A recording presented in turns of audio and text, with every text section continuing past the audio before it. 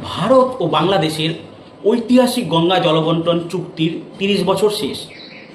২০২৬-এর পর ফারাক্কার ব্যারেজের জল নিয়ে ভারত ও বাংলাদেশের সম্পর্কে কি নতুন মোড় আসবে? ১৯৯৬ সালের ঐতিহাসিক গঙ্গা চুক্তি এবছরের ডিসেম্বরে শেষ হচ্ছে। ইতিমধ্যে ভারত ও বাংলাদেশের টেকনিক্যাল টিম গঙ্গার জলের মাপ নিয়ে কাজ শুরু করে দিয়েছে। বর্তমানে ভারতের ক্রমবর্ধমান সেচ এবং কলকাতা বন্দরের জন্য জলের প্রয়োজন বাড়ায় ভারত এবছর বাংলাদেশের থেকেও বেশি জলের দাবি তুলতে পারে। অন্যদিকে বাংলাদেশও চাইছে তার ন্যায্য ভাগ। জলবায়ু পরিবর্তনের কারণে গঙ্গার জলের পরিমাণ কমে যাওয়ায় এখন দুদেশের মধ্যে এই জলচুক্তি বিরাট একটা চ্যালেঞ্জ।